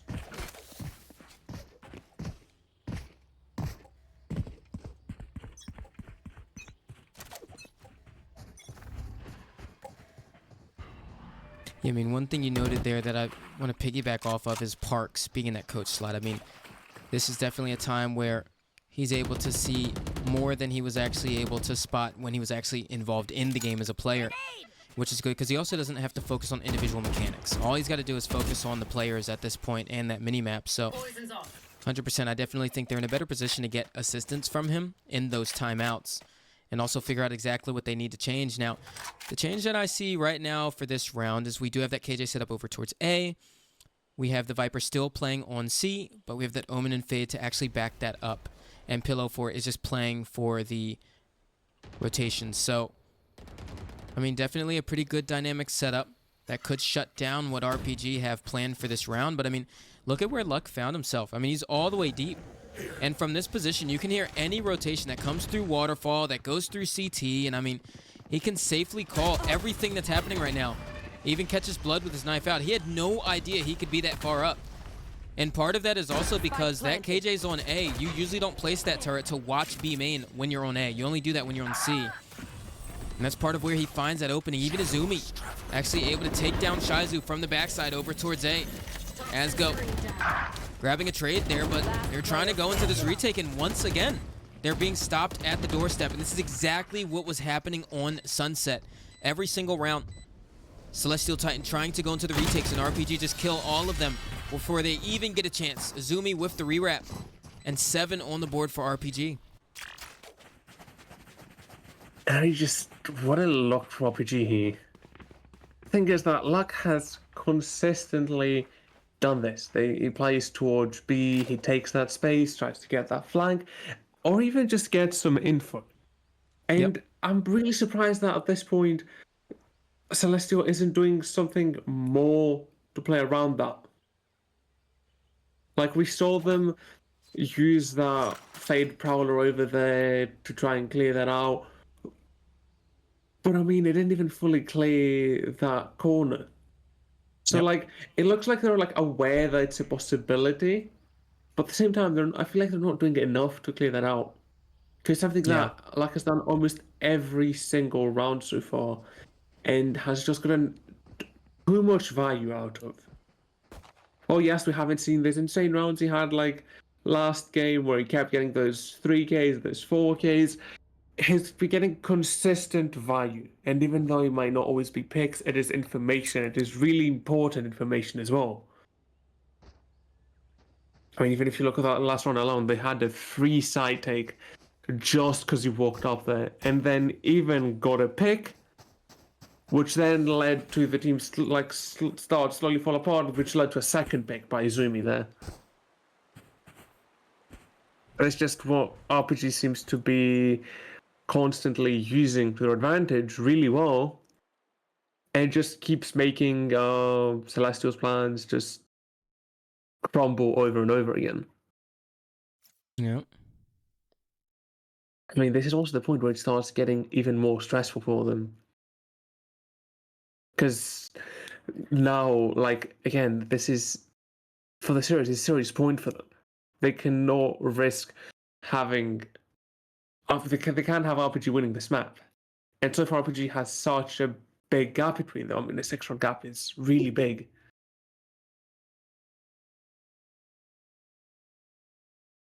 I mean, this is for their tournament life. Yeah. Absolutely. Their mentor has to be, like, at least quite bad. Like, no matter, like, how good of a mentor you have as a team, I feel like this is a point where you're starting to really get stressed and you're starting to get annoyed, and just everything just starts slowly crumbling. So it's a point where it's really hard to actually, like, keep it together. I feel like the trash talk doesn't help it either. Oh, definitely no. RPG are so good at that. Yeah, because I mean, the thing is that, unlike other things, RPGs, when they say stuff like that, it's not stuff that's like as bad. They just mess around, like, and it's obvious. But stuff that I feel like, especially in a situation where your nerves are getting to you, will get really annoying to read. Yeah.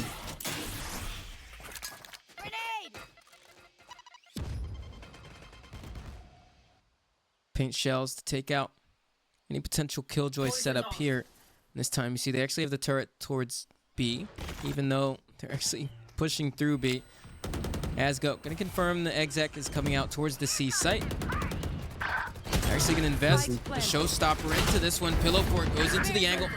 Actually able to take down Luck, but I mean, he's put down to such low HP, but the Sheriff does land a shot there. But I mean, Nick, in the process of that play there, they actually lost such an important ultimate. They think they're so secure. And you know something else that I want to point out? I don't know if you noticed, but Ghost's position, like you mentioned, they overcame that problem towards B, where they placed that Killjoy turret. But like you said as well, they decided to push through that when they saw that they were pushing towards C. And Ghosty was actually waiting on pillars. And the moment he heard those footsteps made, he pushed up and got that early pick, leaving the rest of Celestials just pinched. They had 3 players playing towards that door, running into the stack that was towards side, and also Ghosty that was behind them. Ooh. I mean, it's a nice there's a showstopper hitting. Yeah. Definitely, but actually, there's a showstopper that actually gets a kill. True. We haven't had a lot of those so far. And if you just look at that, they have that Rolling Thunder ready. Face your fear! That is the Nightfall. Comes through from RPG, counter Nightfall from Celestial Titan, but actually, I don't think anyone on either side was actually hit by either of those. Haunt towards tree here. Oh, and there it is. Yeah. And Rolling Thunder is actually the second point of contact in this one, and 2 left standing for Celestial Titan once again. Man disadvantage. And RPG are always several steps ahead. Team Ace continuing to even further this lead, 9-1 now. And I mean, I actually really like how much RPG invested into this round. What people, like many people believe would say to this that they even invested too much. Like that knife in the beginning, okay, that's definitely good. maybe that people will say that Rolling Thunder was not the best option, but I actually believe that it was really good. Because now, look at Celestial. They're forced to buy up in a round where they're not getting full buys. They're getting those half shields. They're getting 3 Guardians. So now RPG has an advantage already. And on top of that, they win this round. They're playing against a really, really low buy by Celestial. I mean, there's Blue just falling immediately, almost.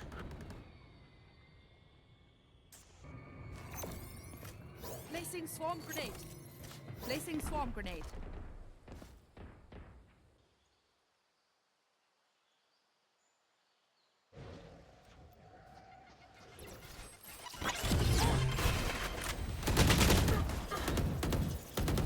Wow, and Asgo, as he tries to exit the site there, concede the space, he just goes down. I mean, there is so much discomfort on the Celestial Titan roster. It's so hard to get past just by watching them play right now. Now, I don't want to dwell on it too much, but the emphasis at which to put on this is so important because it's just having every single detrimental impact on their play right now. Coming in for the retake, though, Azumi still a thorn in the back. Over towards Waterfall. Looking for the ace, but Pillow Fort takes one down for his troubles, and luck to finish things off here. 10-1 right now for RPG. Yeah, and I mean,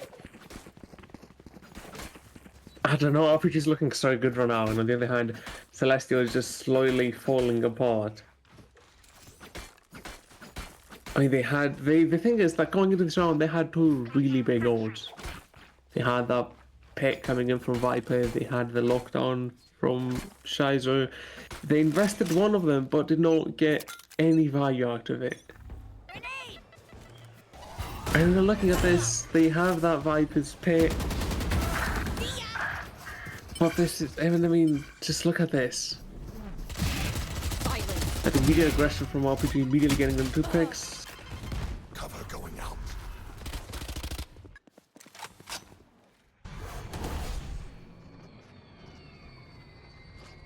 I mean, there's some silver lining here.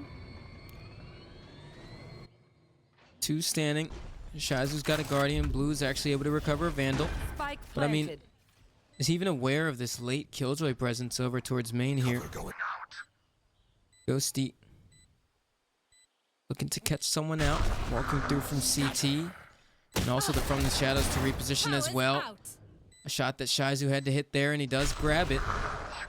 Right now, both players playing over towards Tree.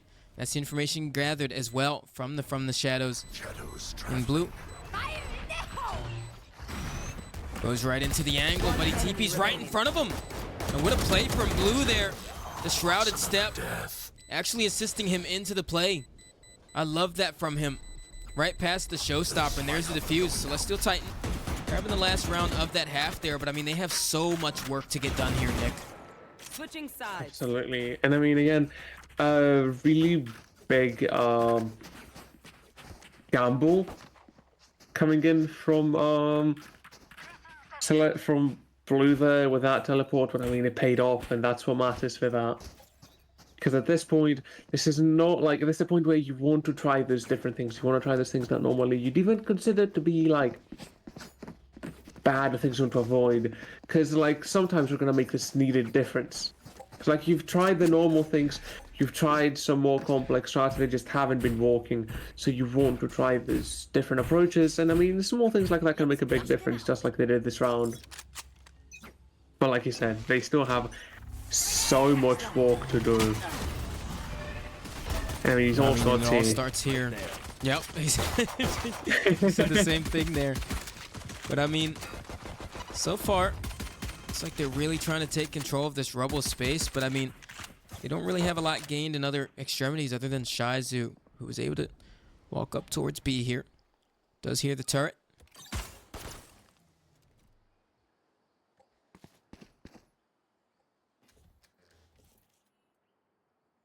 All right, so we're not going to break the turret.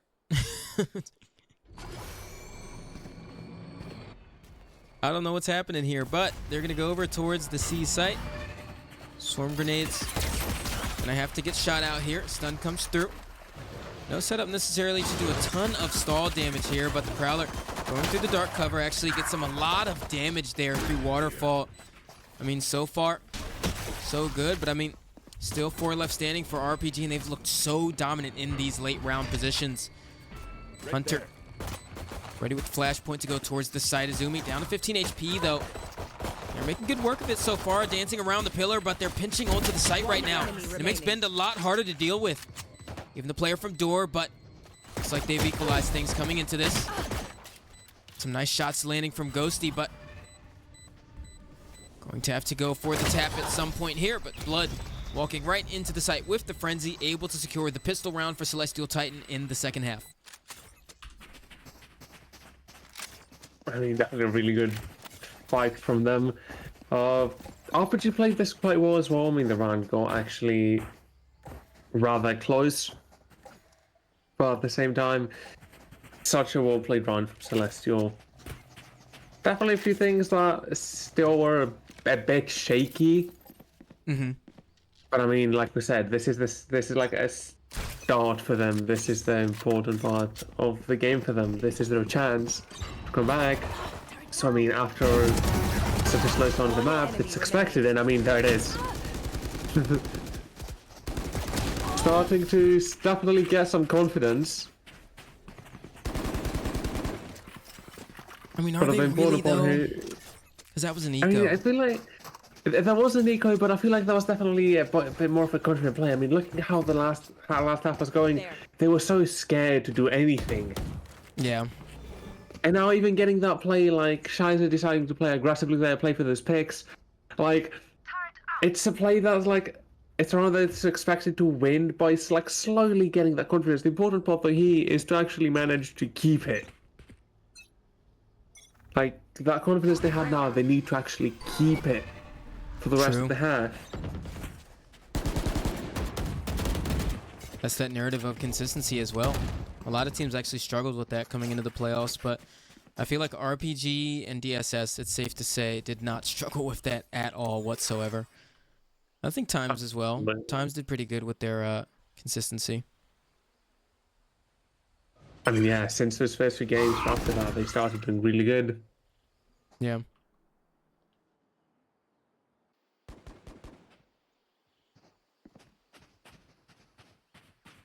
I mean, look at RPG here. They're not even budging from that fake. Yep. Trying just like all the YouTube waste was there was just one smoke. And I mean, okay, yeah, there's the eye from Fade, but that's just something expected. Barely using anything, and now it looks like they're actually already aware. Yeah, now they're actually rotating towards A, because now they know that Celestial doesn't have that much time to go for a rotation. Spike down. Oh, and that's Spike though. 30 seconds Spike actually doesn't even make it through tree with them. And goes down over here towards main, so I mean it makes it so tough, and even Pillow Fort goes down on the site. And he's got to go into a crossfire here as well. I mean, Shizu does have the lurk to get behind him. Does take him down, but I mean, they only have 10 seconds to get the spike planted. Asgo's got to beeline it over towards B. Does he have time here? He actually does. So there's the plant. It is going to come through there, but Shizu tries to get ahead of the paranoia. He's not quick enough to the punch. 25 HP onto Asgo. Got to make the 1v3 happen. Goes for the first shots, but Snickerdoodle takes him down. And RPG get that 11th round win.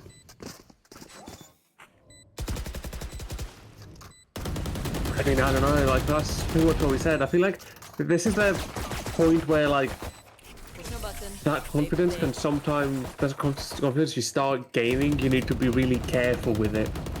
Shizu had a really good last round, but that was against a save round, and that was playing in an off angle, and now he went for a very, like, needed aggressive play. I mean, in that situation, you need to play more aggressively and get that starting pick to not let them just take side after Spike goes down, and to also get your teammates some time to play offside or reposition.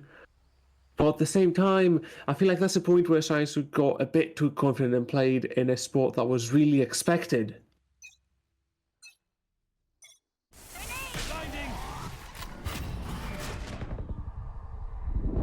I mean, look at that. They're running this into a stack. Yeah, I mean, you can just see the confidence in RPG as well. Got a bit too overconfident there into the Rebel fight. Just trying to get into Celestial Titan faces, but still a match to win here.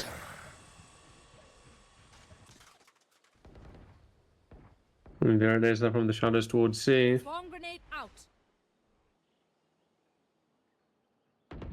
Spike planted. Uh-oh.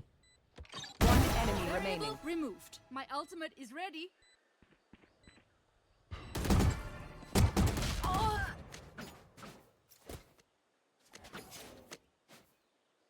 All right, so we're going to get a save out here from 5 a.m. Zumi. I mean, Celestial Titan, it's a good round from them, but I mean, it's still not quite convincing. I mean, that round was honestly just a testament of RPG's confidence. They just ran right into Rubble, tried to go for the fights, didn't work out in their favor, but I mean, if they go to just go ahead and stabilize for this round, secure that map point, series point that would be as well, then yeah.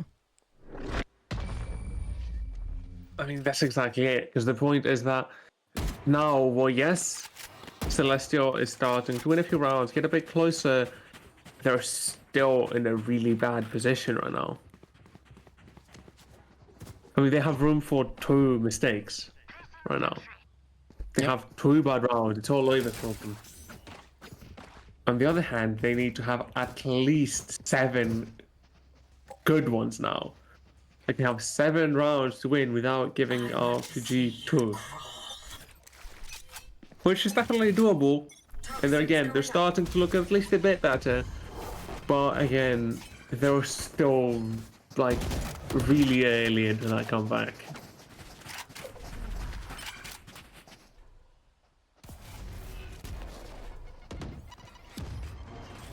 Swarm grenade out. Swarm grenade out. And Ghosty just out of the sight there with the Marshall in hand. Full sight control here of Celestial Titan, but I mean, there's so many members of RPG here, but Blood Planted. actually able to take down both Waterfall players. That actually makes that plan a whole lot safer for the site players as well. I mean, still, once again, retake gonna have to come through though. Shazu does take down Luck ahead of it. 5 Amazumi with the quick trade up, but Pillowfort and Blood close things off on that round. 6 for Celestial Titan. I mean, they're starting to look better, like we said. But here's the timeout that, I mean, is a really good point to call it coming from RPG. Yeah. Well, yes, they're still far ahead. They don't want to risk letting Celestial gain more momentum than they already have. But, I mean, this is a point where it's RPG that's like starting to like have to do something different. Still doing good, still putting up a good fight, but I mean, Celestial slowly starting to gain their confidence back.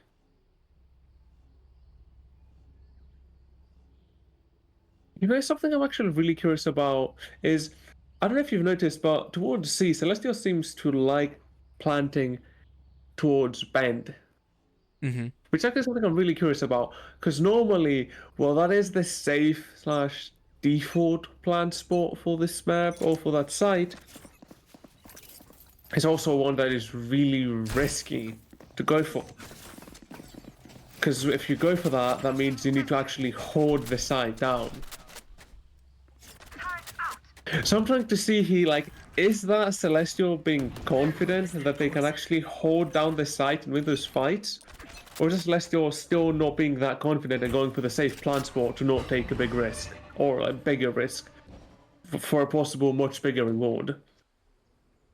I feel like it's a big risk against the kind of comp they're playing against.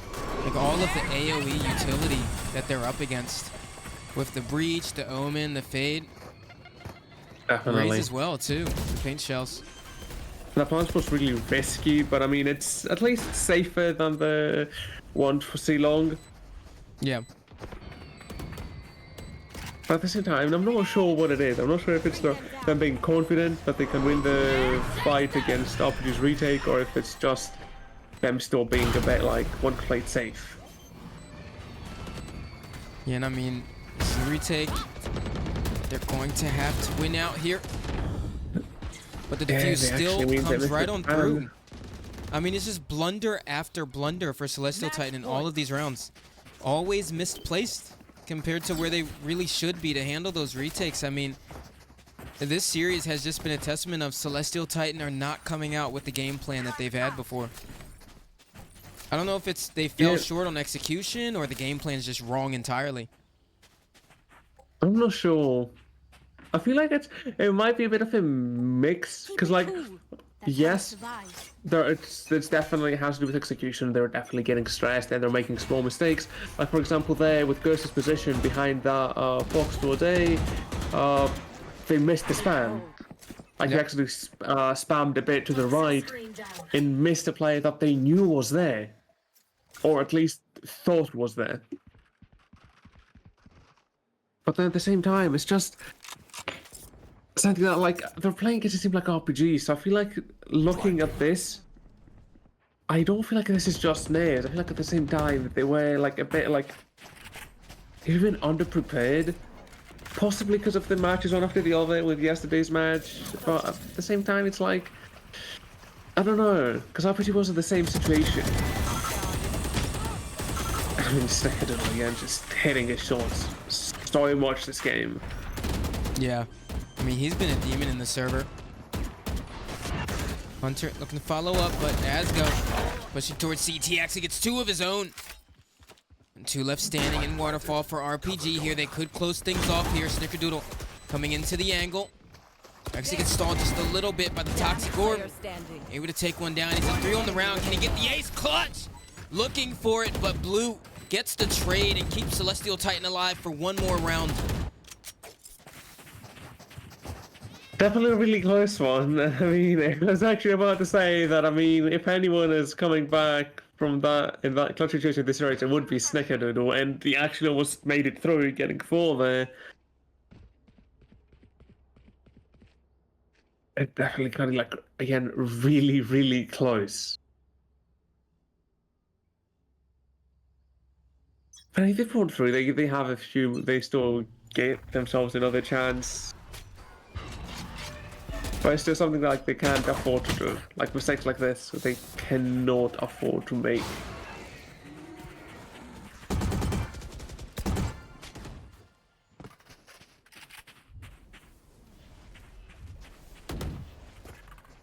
Yeah, I mean, with Izumi pushed all the way up here too, he's just getting all of the sound cues.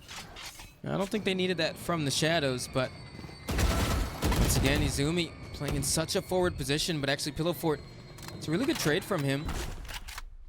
Reaction timing, serving him well, but Spike still over towards that C site. We've got that Viper lurk from Asgo right now, probably playing with the Toxic screen over towards A, keeping that seed of doubt and that phantom pressure at bay, but the take is coming out over here towards C, and there's 3 members of RPG here already ready for the retake here. There it is. Rolling Thunder comes through, but Pillow Fort pops the showstopper. Looking for the kills. Backside gets 2 of them. Takes them down. And that keeps Celestial Titan alive here. Ghosty left in the 1v2 clutch. And the lockdown also coming through. Does keep him at bay for just a second here. Spike plant comes over towards Elbow. And Blue and Shizu looking for the 2v1. I think Ghosty actually heard that footstep as well. Here's the Omen back up towards the site here. And actually have the utility for contact towards main. So the moment he walks out of here, boom, spotted turret. Now, they've crossed off that they know he's towards Waterfall. And at this second now, Shizu's got to turn around. He's got to be aware of that front site presence. Ghosty trying to play with the wall bang positioning. Goes into the swing, but Blue takes him down ahead of the dark cover. And Celestial Titan living for another round. So, I mean, definitely good look at him. Again, a round that got a little too close. I mean, that showstopper from Pillar Ford coming in very clutch for that round. Those 2 picks were so important. Yeah. Without this, I don't even think that would have been possible to win the round for them. I mean, it cut it way too close. But at the same time, it's something to kind of be expected because we also had a big investment from RPG with that Rolling Thunder. I mean, look at them. They're actually, like, the way they're playing with these roles are actually kind of like matching each other. I mean, they have that Viper spit on Celestial Titan's side. We actually haven't seen this map yet. which I'm kind of surprised, but I'm expecting to see soon, maybe this round, if they manage to take side, or to actually make it slightly easier once they start getting close to it. But we also have that Nightfall from Snickerdoodle, which, unlike Vipers, we've actually seen many times so far this map.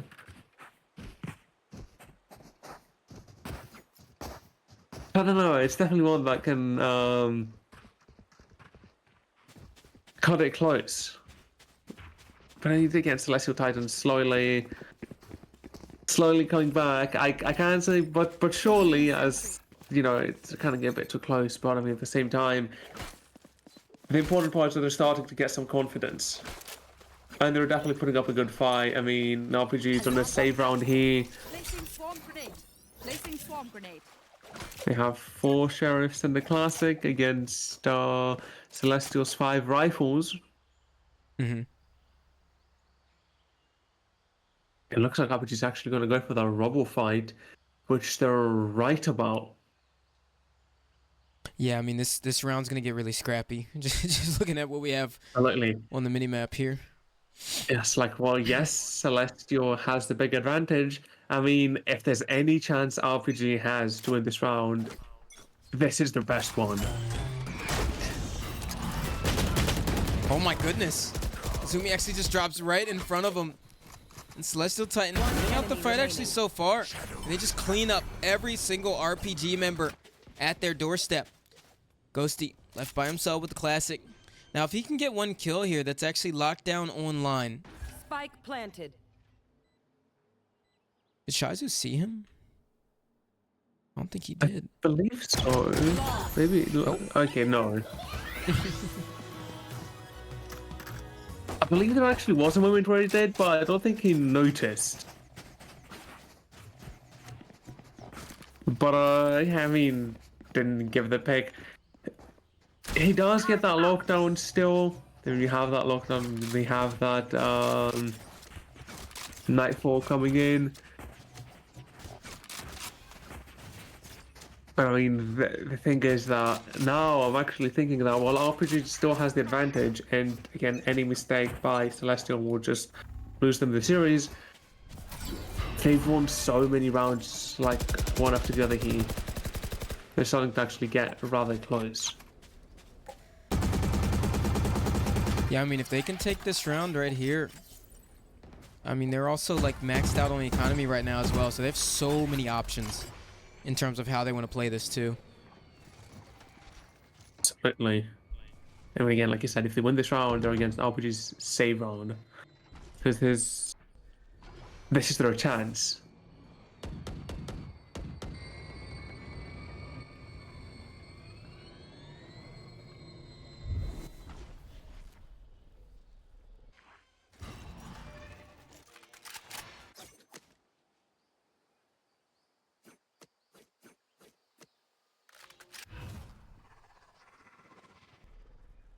They're trying to play it as safe as possible, playing so surely, trying to get some info, but RPG's giving them nothing.